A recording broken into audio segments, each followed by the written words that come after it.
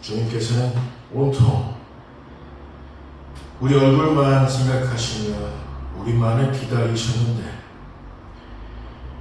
우리는 주님을 향하여 그 어떤 기대도 그 어떤 소망도 갖지 못한 채 우리 삶에만 매몰된 채 그렇게 살아왔던 우리의 모습을 바라봅니다. 예배하는 이 한 시간이 우리에게는 생명의 시간이건만 우리에게는 이 예배의 시간이 하나님을 만나는 시간이건만 상투적인 예배, 전주에 드렸던 그 예배, 아무것도 아닌 듯한 그 예배로 전락된 건 아닌지 우리의 모습을 뒤돌아보게 하여 주시고 우리를 철저히 흔들어 깨워서 우리의 출현을 그토록 소망하는 하나님의 마음을 헤아리게 하시고 우리 믿음의 출현을 그토록 목마르게 기다리는 이 세상의 탄식을 마음에 두면서 예배를 드리는 우리 모두 될 수 있도록 인도하여 주옵소서. 깨어있게 하시고 믿음으로 또 깨어있게 하여 주옵소서. 이제는 우리 모두에게 말씀하여 주옵소서. 예수님의 이름으로 기도하옵나이다. 아멘. 주기도문으로 기도합니다. 하늘에 계신 우리 아버지의 이름을 거룩하게 하시며 아버지의 나라가 오게 하시며 아버지의 뜻이 하늘에서와 같이 땅에서도 이루어지게 하소서. 물론 우리에게 일용할 양식을 주시고 우리가 우리에게 잘못한 사람을 용서하여 준 것 같이 우리 죄를 용서하여 주시고 우리를 시험에 빠지지 않게 하시고 악에서 구하소서. 나라와 권능과 영광이 영원히 아버지의 것입니다. 아멘.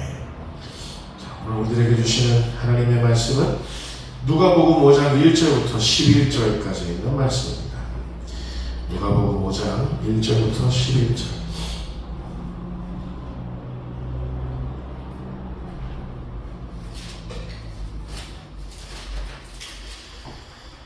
제가 한 절, 여러분들이 한 절 교독하겠습니다.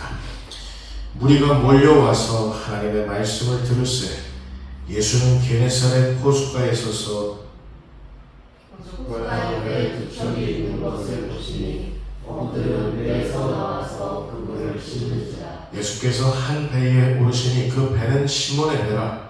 육지에서 조금 떼기를 정하시고 앉으사 배에서 무리를 가르치시더니 말씀을 마치시고 시몬에게 이르시되 깊은 데로 가서 그물을 베어 고기를 잡으라. 시몬이 대답하여 이르되 선생님 우리들이 밤이 새도록 수고하였으되 잡은 것이 없지만 말씀에 의지하여 내가 그물을 내리리이다 하고 그렇게 하니 고기를 잡은 것이 심히 많아 그물이 찢어지는지라. 이에 다른 배에 있는 동무들에게 손짓하여 와서 도와달라 하니 그들이 와서 두 배의 채움에 잠기게 되었더라. 시몬 베드로가 이를 보고 예수께 물어가되 엎드려 이르되 주여 나를 따라소서 나는 죄인이로소이다 하니 이는 자기 및 자기와 함께 있는 모든 사람이 곡이 잡힌 것으로 말미암아 놀라고 세베대의 아들로서 시몬의 동업자인 야고보와 요한으로 놀랐습니다. 예수께서 시몬에게 이르시되 무서워하지 말라. 이제 그로는 내가 사람을 취하리라 하시니. 같이 합니다. 그들이 배들을 육지에 대고 모든 것을 버려두고 예수를 따르니라. 아멘. 할렐루야. 이제는 성장할 때라는 제목으로 함께 하나님의 음성을 전하도록 하겠습니다. 우리 개신교의 위대한 신학자 칼 바르트라는 위대한 신학자가 있는데요. 이런 말을 남긴 바 있습니다. 다윗과 사울의 갈등 상황은 다윗이 성장했을 때 끝이 났습니다. 이런 말을 했어요. 다윗하고 사울은 서로 사위이고 그리고 장인의 신분인데도 불구하고 서로가 원수 사이였습니다. 이 갈등의 이 상황은 언제 끝날 수 있었느냐? 다윗이 준비되어서 다윗이 성장했을 때 이 갈등 상황은 끝이 날 수 있었다라는 그런 말입니다. 굉장히 의미심장한 말 아니겠습니까? 여러분, 우린 지금 갈등할 틈도 없이 이 세상 속에서 매몰된 채 그렇게 우리 성장에 대한 그 기대도 매몰시킨 채 그렇게 살아가고 있는 건 아닌지, 그저 이렇게 하루하루 그냥 무탈하게 무사하게 밥 먹고 살아가면 되지 뭐 이렇게 생각하면서 살아가는 건 아닌지, 하나님께서 우리들에게 끊임없이 성장할 것을 요구하시는데 우리는 그렇게 매몰된 채 살아가는 건 아닌지 한번 뒤돌아봐야 할 때가 되었습니다. 여러분, 우리에게 잔존해 있는 모든 갈등 상황들은 도대체 언제 멈춰질 수 있을까요? 내 마음을 이렇게 힘들게 하고 내 삶을 이렇게 어지럽히고 있는 이런 모든 갈등 상황들은 언제 멈춰질 수 있을까요? 여러분, 칼바르트에 의하면 내가 믿음 안에서 영적인 성장을 이루었을 때라는 겁니다. 여러분의 믿음은 충분히 성장되어 있습니까? 영적으로 충분히 성장되어 있습니까? 여러분, 오늘 본문은 예수님이 제자들을 본격적으로 부르시기 전에 그 상황을 배경으로 하고 있습니다. 어쩌면 우리들의 상황과 너무나도 비슷한 것 아닌가? 박용재 목사의 상황과 너무나도 비슷한 상황 아닌가? 그렇게 진단이 되어집니다. 여러분, 우리는 이제 충분히 영적으로 성장해야 할 때라는 걸 여러분 우리가 좀 인식해야 될 필요가 있습니다. 하나님은요, 기다리신다니까요. 우리가 영적으로 성장하기를, 우리가 영적으로 믿음으로 준비되기를 하나님이 기다리신다니까요. 왜 안 주시지? 왜 이런 걸 나에게 허락하지 않으시지? 이렇게 우리가 볼멘소리 할 때가 아니라는 겁니다. 우리를 뒤돌아보고 내가 지금 충분히 영적으로 성장해 있는가라는 걸 진단해 봐야 한다는 반문입니다. 여러분, 도대체 우리는 언제까지 나를 힘들게 하는 모든 갈등 상황들 때문에 헉헉대면서, 언제까지 이 헉헉대면서 살아가야 되는 건가요? 언제까지 성장에 대한 기대는 매몰된 채 그렇게 세상에서 이렇게 살아가야 하는 겁니까? 오늘 본문에 예수님의 부르심을 받기 전 제자들은 얕은 데에서 물고기만 낚으며 살았습니다. 우리처럼 물고기 낚듯 그렇게 목회하고, 물고기 낚듯이 그렇게 공부하고, 물고기 낚듯이 하루하루 일하고 살아가고 가족들 만나고, 물고기 낚듯이 그 어떤 의미를 부여하기 힘든, 물고기 낚는 듯한 그런, 물고기 낚는 게 얼마나 힘든데요. 목사님 잘 모르시죠? 그 얘기 하는 게 아닙니다. 우리 일상이 무미건조하고 다람쥐 쳇바퀴 돌아가는 그런 물고기 낚는 듯한 그런 삶일 수 없다는 거예요. 그렇게 살아가면 연명에 가깝습니다. 연명하는 거죠, 연명. 여러분, 하나님은 우리들에게 하루하루 연명할 것을 요구하신다기보다도 하나님께서 우리들에게 사명을 요구하십니다. 연명이 아닌 사명.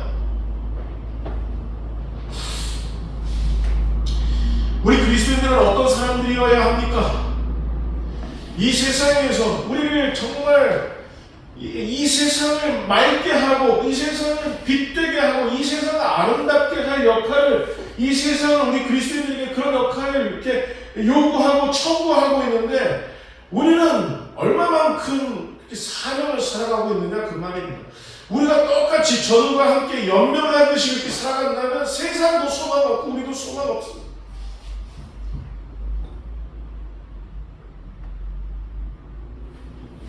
우리 그리스도인들은 과연 내가 이 하루하루를 살아가는 이 삶 속에서 내가 나의 삶을 어떻게 살아갈까를 고민하는 사람들이지, 어떻게 하면 내가 어떻게 하면 좀 남들보다 나을 수 있을까? 어떻게 하면 남들보다 더 많이 모을 수 있을까? 그게 아니라는 거예요. 제자들이 얕은 데에서 물고기만 낚는 듯한 그런 삶을 살았다는 겁니다. 자기 생계에만 매몰된 채 살아갔다 그 말입니다. 그게 다가 아닌데. 여러분, 우리가 생계에만 매몰된 채 급급하게 그렇게 살아가다가 나중에 우리 인생의 종착역을 만나면 여러분, 우리 이게 뭐지?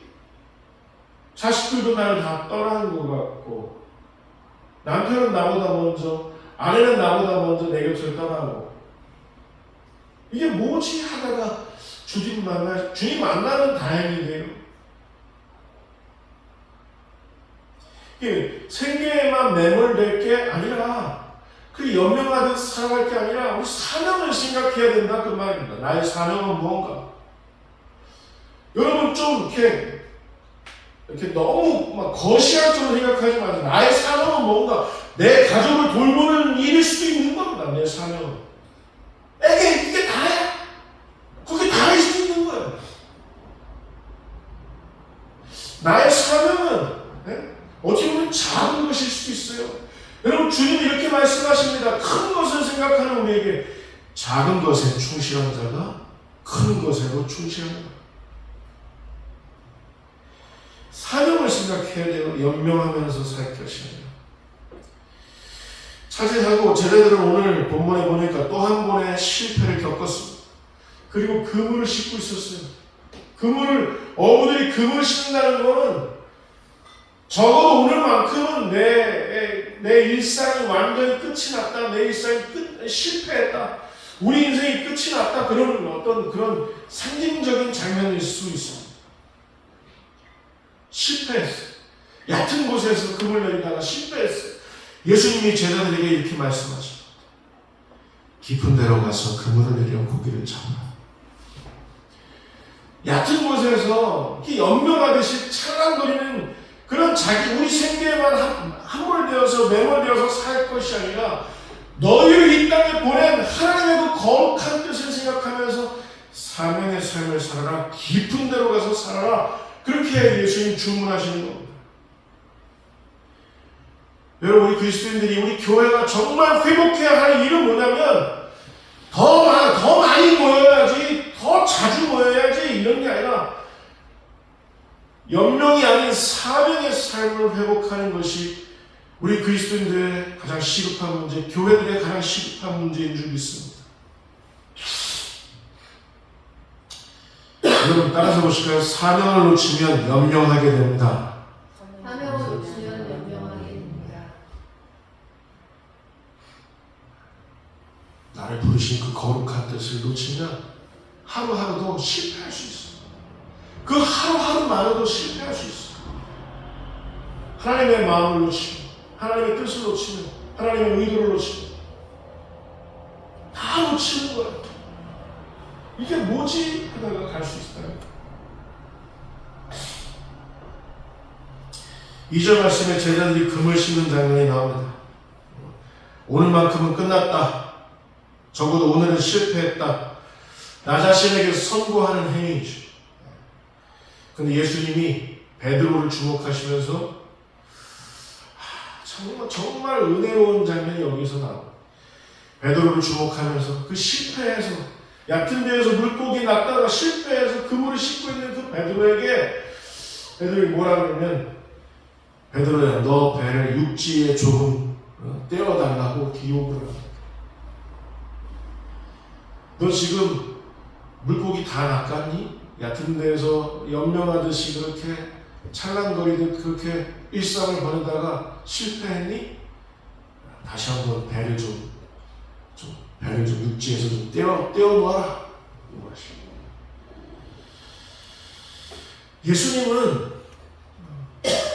예수님의 베드로의 뱃머리를 육지에서 조금 떼어놓게 하신 후에 뱃머리에서 뭘 하셨느냐가 굉장히 중요한 가르침을 시작하셨습니다. 가르침. 하나님의 뜻이 무엇인지, 하나님의 나라가 어떤 곳인지, 하나님의 의의가 어떤 것인지, 너희들이 살아갈 사명이 무엇인지 하나님은 가르침을 시작하셨습니다. 제자들은 실패해서, 얕은 곳에서 실패해서, 일상 속에서 연명하듯 살다가 실패해서 지금 그물을 싣고 배를 정박한 채 이렇게 하나님, 나는 실패했습니다. 오늘 실패했습니다. 내 인생 실패했습니다. 라고 스스로를 단정하고 있을 때 우리 인생의 인생의 용도를 좀 달리하시는, 베드로의 배 그 용도를 달리하시는 거예요. 베드로의 배에서 뭘 하셨습니까? 예수님은 말씀하셨습니다. 여러분, 우리가 실패했습니까? 좋습니다. 목회 실패할 수 있습니다. 그러나 목회자로서는 실패할 수 없습니다. 여러분, 우리가 믿음을 살아내다가 믿음이 실패할 수 있습니까? 그러나 우리 주 예수 그리스도의 순결한 신부로서는 실패할 수 없습니다. 이 세상에서 우리 직업을 갖다가 잡을 갖다가 실패할 수 있습니다. 그러나 하나님의 나라 그 하나님의 백성들로서는 실패할 수 없습니다. 예수님은 베드로의 그 배, 인생이라는 그 배의 용도를 달리하셨어요. 실패한 우리들의 인생을 하나님께서 지금 그 용도를 달리하기를 원하십니다. 우리는 돈 더 벌게 해주세요. 좀 더 편하게 살게 해주세요. 많은 걸 누리게 하게 해주세요. 그런 이런 상상을 하면서 주님을 쫓아가지만 우리 주님은 그렇게 하다가 실패한 우리를 통해서 뭘 하기를 원하시냐면 우리 인생의 용도를 달리하기를 원하시는 거예요. 연명이 아닌 사명. 실패한 제자들에게 예수님은 이렇게 말씀하십니다. 무서워하지 말아라. 이제 후보로는 내가 사람을 취하리라. 저는 이 말을 좀 알 것 같아요. 제가 존경하는 어떤 정은교회 선배 목사님이 있는데 박 목사, 목회 실패할 수는 있지. 그러나 목회자로서는 실패하지 말어.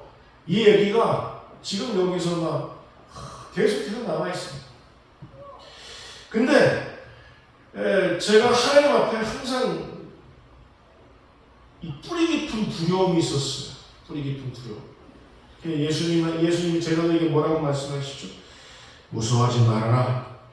후로는 내가 사람을 취하리라. 너 인생의 용도를 그렇게 살아왔니? 실패했니? 좋다. 그러나 너의 인생의 용도를 이제 내가 달리하마. 너의 인생을 통해서 나는 말씀할 것이다. 여러분, 여러분의 인생을 통해서 하나님이 세상에게 말씀하실 수 있도록 그렇게 여러분의 인생의 용도를 달리하시기 바랍니다. 여러분의 인생을 통해서 여러분의 자녀들에게 하나님이 말씀하실 수 있도록 그렇게 하세요. 여러분의 인생을 통해서 여러분의 어머니, 여러분의 아버지에게 말씀하실 수 있도록 하나님이 여러분의 친구들에게 말씀하실 수 있도록 여러분 인생의 용도를 달리하실 수 있기를 바랍니다. 예수님은 제자들에게 이제 변화될 것을 요구하시면서 5가지 전환할 것을 요구하십니다. 그런데 여러분에게 소개한 바 있습니다만 첫 번째 예수님이 뭐라고 말씀하시냐면 4절 말씀을 보면 깊은 데로 가서 이렇게 얘기했어요. 깊은 데로 가서. 여러분 깊은 데로 깊은 곳을 지향하실 수 있기를 바랍니다. 깊다라는 이 말을 헤라오 마도스라는 말은 위대하다, 측량할 수 없다, 심오하다라는 그런 의미. 여러분의 인생이 위대한 인생으로 하나님 앞에 되어질 수 있도록 노력하시기 바랍니다. 여러분 아멘 하실 수 있을까요? 아니 내가 저의 인생이 뭐 보잘것 있겠습니까? 아니요. 하나님이 붙드시면 위대한 인생으로 변모될 수 있습니다. 여러분 우리 인생 때문에 내 아들이 변화될 수 있다면, 내 인생 때문에 내 딸이, 내 부모님이 변화될 수 있다면, 내 친구가 변화될 수만 있다면 그 인생은 진심으로 위대한 인생인 줄, 심오한 인생인 줄 여러분 믿으시기 바랍니다. 어쩌면 그 일 때문에 우리가 이 세상에 왔을 수도 있어요.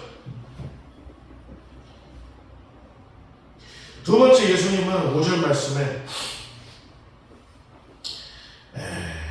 말씀에 의지할 것을 요구하고 있습니다.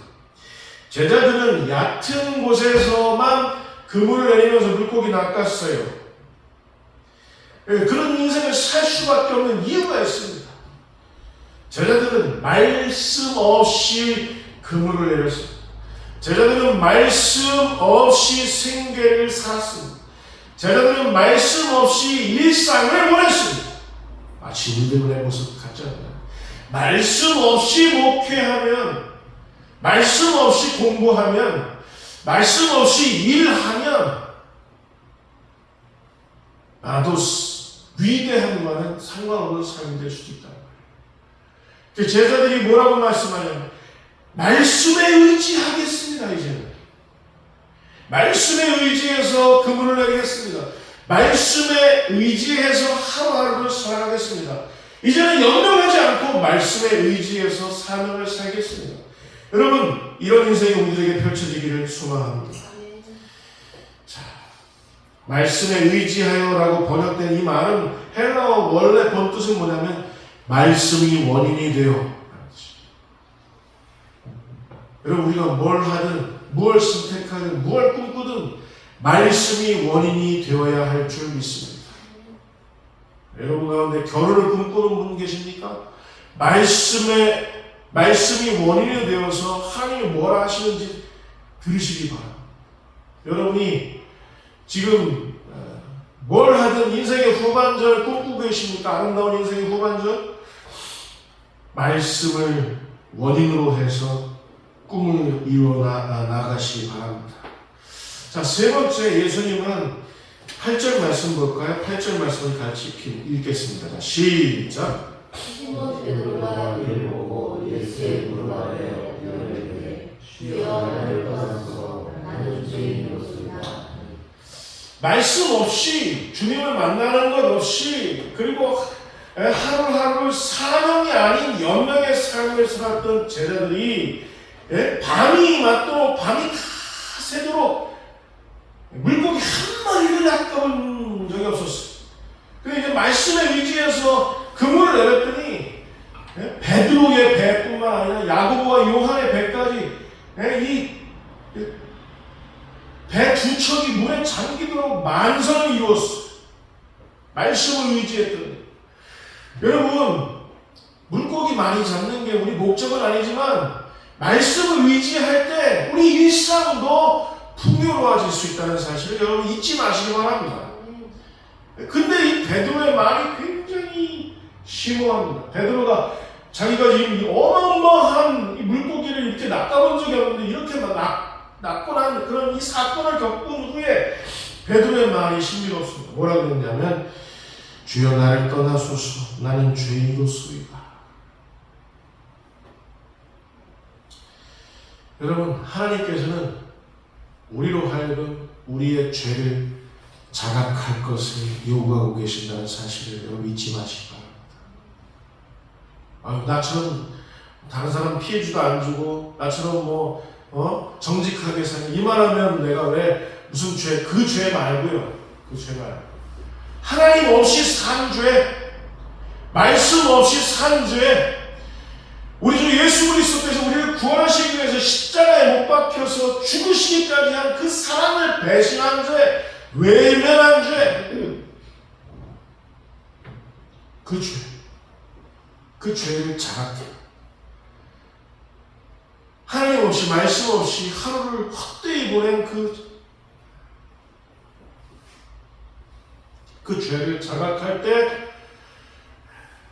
우리 하나님 앞에 우리는 어쩌면 위대한 일에 심오한 일에 마도스 그 일에 쓰임 받을 수 있을 줄 여러분 누가 알겠습니까? 네 번째 10절 말씀에 예수님이 뭐라고 하셨냐면 자, 우리 같이 읽겠습니다. 10절 말씀입니다. 시작. 베드로의 아들로서 시몬의 동업자인 야고보와 요한도 울사하니라. 예수께서 시몬에게 이르시되 무서워하지 말라. 이제 그는 내가 사람을 취하리라 하시니. 시몬 베드로는 지금까지 얕은 곳에서 자기만의 생계, 거기에 매몰된 죄, 거기 일상 속에서 이렇게 연명하듯이 살았는데 그래 물고기만 낚아왔던 터라, 무리처럼 물고기만 낚아왔던 터라 사람에 대한 애정과 사람에 대한 관심과 사람에 대한 어떤 부담감 없이 이렇게 살 수밖에 없었어요. 예수님은 완전히 우리 인식의 전환을 오늘 우리들에게 요구하고 계신 건 아닌지 모르겠습니다. 우리가 일상 속에서 이렇게 잘 살아가면 되지, 선하게 우리 그리스도인들 욕먹이지 않고 교회를 욕먹이지 않고, 이건 굉장히 이런 삶은 아주 지극히 수동적인 그런 믿음의 삶이고, 여러분 예수님은 우리들에게 뭐라고 말씀하시냐면 이제는 네가 사람을 취하리라. 이렇게 말씀하시는 거예요. 네가 사람에 대해서 애정을 갖기 시작할 때, 이웃들에게 대해 관심 갖기 시작할 때, 이웃들을 향해서 연민을 갖기 시작할 때, 이 나라 이 민족의 이 안타까운 상황 때문에 발 동동 구르기 시작할 때 사람을 취하리라. 그런 인생을 살게 되리라. 그런 믿음이 될 것이리라. 그런 사명이 될 것이리라. 예수님 약속하시는 거예요. 여러분, 왜 우리 교회들이, 우리 그리스도인들이 이렇게 볼품없이 되어버리는지 아세요? 그냥 하루하루 그냥 똑같이 살아가기 때문입니다. 우리에게는 사명이 있지 않습니까? 사명이. 적어도 나에게 허락하신 내 삶의 바운더리에 만나게 하신 그 사람들을 취해서 하나님 앞에 올려드릴 그런 사명이 있지 않습니까? 그러려고 우리가 아들이 된 것 아닙니까? 그러려고 우리가 딸이 된 것 아닙니까? 그러려고 우리가 부모 된 것 아닙니까? 그러려고 우리가 회사 다니는 거 아닙니까? 그러려고 우리가 공부하는 것 아닙니까? 사람을 취하여. 여러분, 하나님은 우리 이웃들을 보내시면서, 우리 친구들을 보내면서, 야, 얘들은 너네들 경쟁자니까 얘들은 너 뿌리치고 니네들 1등으로 탑의 자리에 올라가야 돼. 그게 나한테 영광 돌리는 일이야. 이런 말씀 1도 하신 일이 없습니다. 내가 이 사람들을 너희들에게 붙일 텐데 이 사람들을 사랑해줘라. 내가 너희들 사랑해준 것 같이 이 사람들 사랑해줘라. 내가 너희들 칭찬해주고 일으킨 것 같이 이 사람들 좀 제발 힘 좀 주고 일으켜줘라. 여러분, 좀 그렇게 살아가면서 이 가을을 맞이해 주실 수 있기를 바랍니다. 5번째, 11절 우리 같이 읽겠습니다. 11절. 예수님은 5번째 전환을 이렇게 요구하고 계신 11절 같이 시작.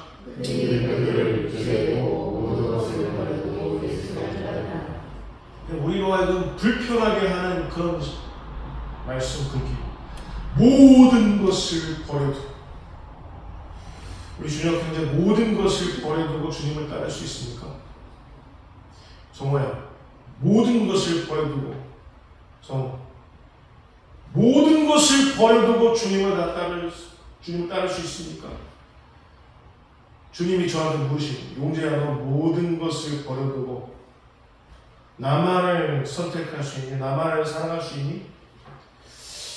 그래 물어보시면, 주님 좀 잠깐만요. 저는 좀 누리고 싶은 것도 많고요, 하고 싶은 것도 많고요, 먹고 싶은 것도 많고요, 가보고 싶은 것도 많고요, 누리고 싶은 게 이렇게 많아요. 모든 것을 버려두고.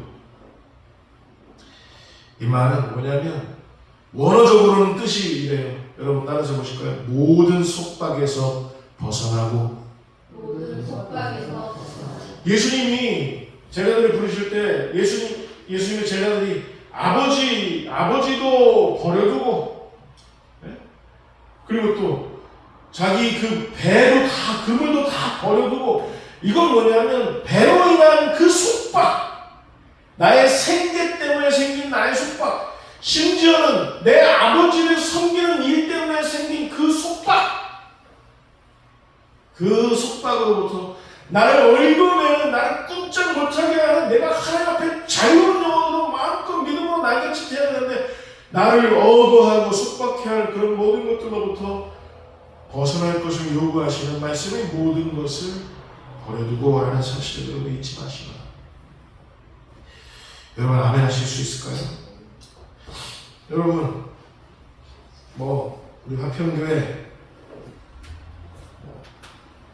우리 화평교회 누가 뭐라 해도 화평교회입니다. 저 아까 조대교회 역사 같은 권능으로 화평교회 일으켜주소서 하는데 마음속에 질문이 생겼어요. 야, 우리가 지금 이 모습인데 화평교회 일으켜달라고 하나님한테 찬양할 수 있을까?